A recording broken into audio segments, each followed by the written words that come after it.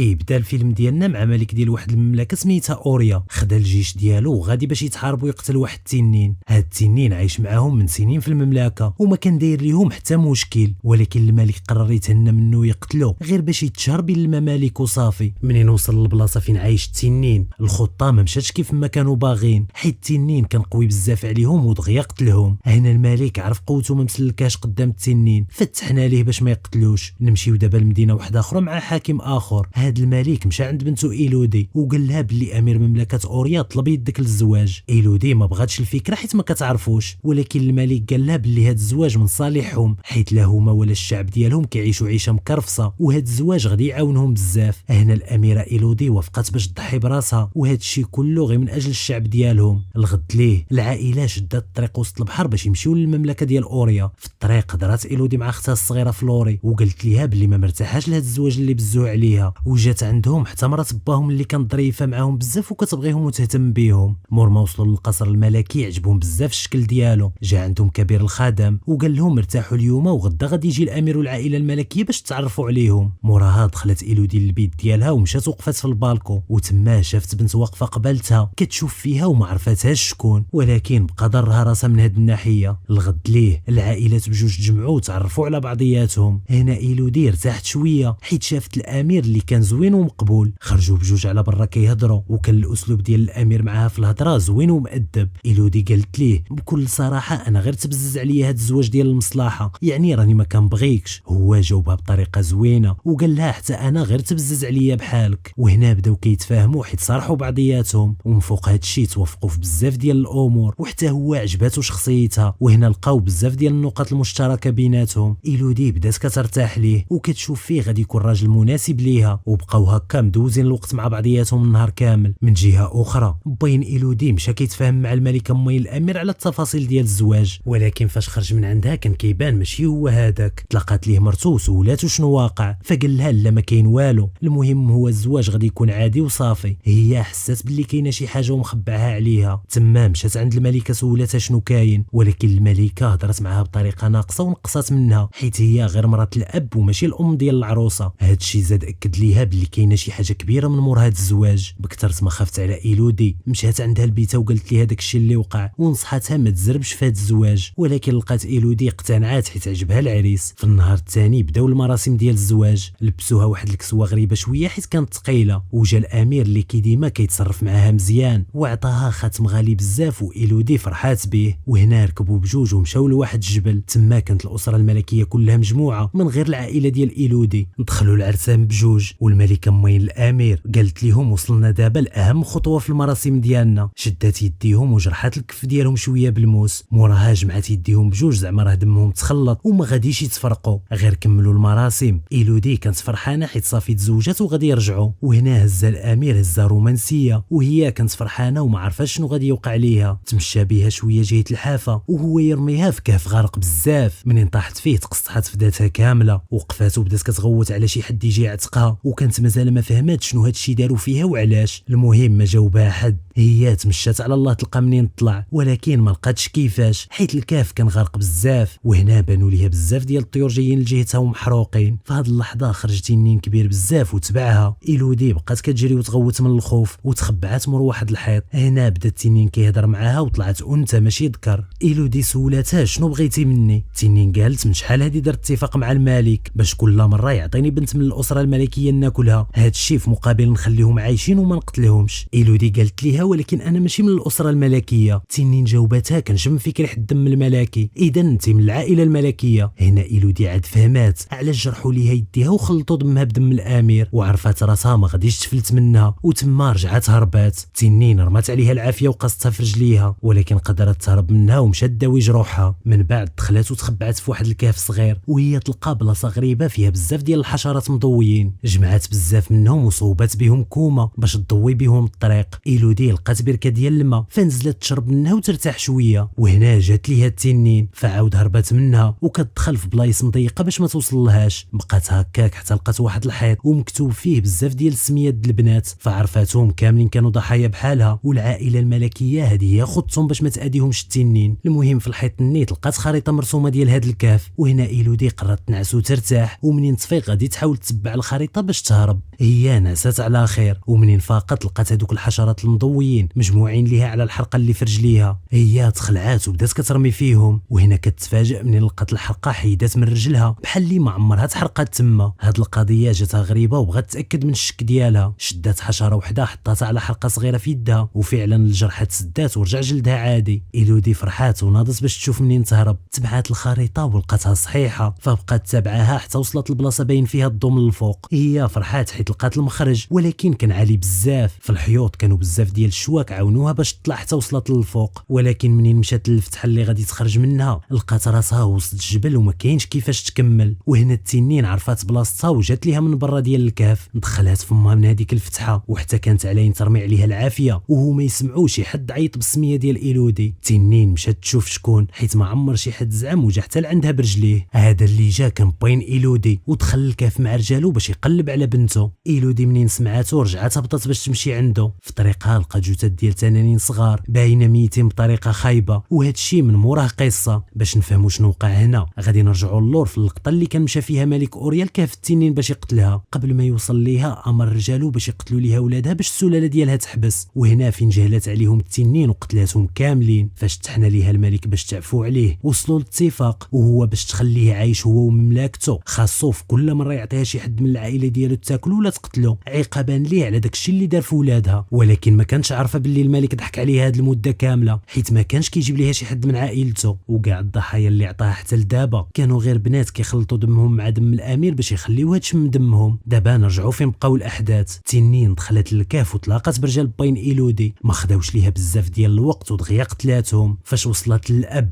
قالت ليه غير عيط على بنتك تخرج وانا غادي نخليك تمشي بلا ما ناديك. إيلودي كانت واقفه قريبه ليهم ولكن مخبعه. وفاش التنين شداتو بدا كيهضر وكيقول لبنته ما تخرجيش وخا يوقع اللي وقع، بقى مخبعه حتى تهربي. تما التنين تعصبات ودخلت مخالبها في صدرو حتى هرسات ليه القفص الصدري ديالو. شويه سمعت شي صوت ويحسب ليها البنت، وهي تخليه ومشات جهه الصوت. هنا خرجت إيلودي عند باها فلقاتو ما بقى ليه والو يموت. هو قال لها سمحي لي ما قدرتش نوقف هذا الشيء، وطلع حتى هو كان عارف غادي يضحيو ليه بنته ولكن ندم في التالي. تما قال لها ديري حبل باش تهربي من هذا الكهف، ومور ما شرح ليها الطريقه باش تهرب مات. هي مشات دارت داكشي اللي قال ليها باها وقدرت تخرج من الكهف في اخر لحظه قبل ما كانت غادي تحرق هاد التنين. منين خرجات لقات العودان اللي جا عليهم باها ورجالو برا، فهزات واحد وهربات به. التنين خرجت حتى هي من الكهف وبقات طايره وتابعاها. هنا إيلودي خدمت الذكاء ديالها وطلقات العود يجري بوحدو باش تلاهيها، وفعلا التنين بقات طايره فوق العود وتابعه وما شافتش البنت.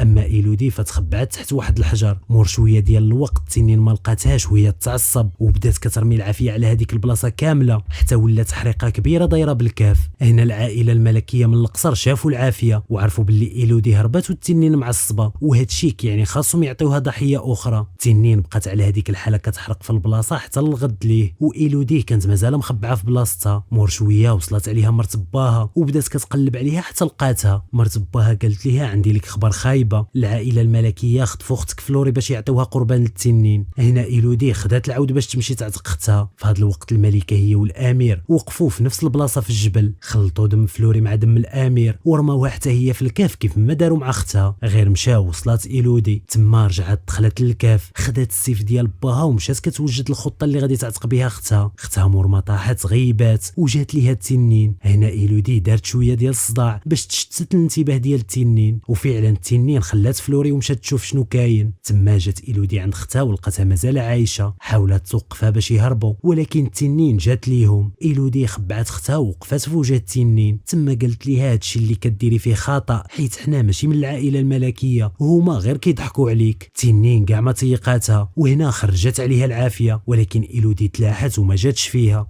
إيلودي تشجعات وزادت عندها وخشات ليها السيف في صدرها ولكن ما وقع ليها والو. وهنا التنين ضربتها بيدها حتى طيرتها بعيد. إيلودي بهاد الضربه مشات ليها الطاقه باش تكمل، ولكن لاحظت باللي واحد البلاصه في الكهف منين كيتضرب فيها الريح كيرجع يتقلب، وتما جاتها فكره زوينه. مشات وقفت في هذيك البلاصه اللي كيتعكس فيها الريح وبقات كتستفز في التنين باش تخرج العافيه، وفعلا خطتها نجحات غير خرجت العافيه من فمها. إيلودي تلاحت وخلات العافيه رجعت على التنين فتقصحات هاد المره ديال بصح حتى طاحت للارض، وواخا حاولات ما قدرتش ترجع تتحرك. هنا إيلودي قربت حداها وراتها الجرحه اللي في يدها وقالت ليها هذاك الدم اللي كتشمي في عروقنا غير حيت جرحونا وخلطوا دمنا مع دم الامير، يعني حنا كاملات ماشي من عائلتهم. تما التنين عاد تاقت فيها ولكن كان فات الفوت، فقالت ليها غير قتليني دابا باش نتهنى من الحريق اللي في ذاتي وعظامي. وحتى كانت إيلودي غادي تضربها بالسيف وتقتلها وهي تراجع في اخر لحظه. تما مشات جمعات بزاف من هذوك الحشرات اللي كيداويو الجروح وجابتهم حطاتهم فوق الجروح ديال التنين حيت ما قدراتش تقتلها. منين داواتها خرجت هي واختها من الكاف، مشاو نيشان للقصر فلقاوهم مجموعين عاود ودايرين عرس للامير باش يرميو هاد العروسه حتى هي في الكاف. دخلت إيلودي عندهم بدمها وهنا العروسه خافت مسكينه وهربت هي وعائلتها. من بعد إيلودي قالت اللي بقاو في القاعه اللي خايف على راسو يخرج، وفي هاد اللحظه جات التنين وقفت فوق القصر مور متفقات مع إيلودي. التنين طلقات العافيه وحرقات العائله الملكيه كلها وهكا انتقمات ورجعات حقها وحق ولادها. موراها إيلودي جمعات هي واختها ومرت باها وشدوا الطريق راجعين لبلادهم يعيشوا في سلام كيف ما كانوا. اما التنين فتبعتهم من الفوق وغادي تمشي معاهم حيت ولات صديقه مقربه لإيلودي. وهنا تسالى الفيلم ديالنا. نتمنى الملخص يكون عجبكم وما تنساوش تفرجوا في الملخصات الفايته وديروا اشتراك باش تتفرجوا في الملخصات الجايه. تهلاو ونتلاقاو في الفيديو الجاي.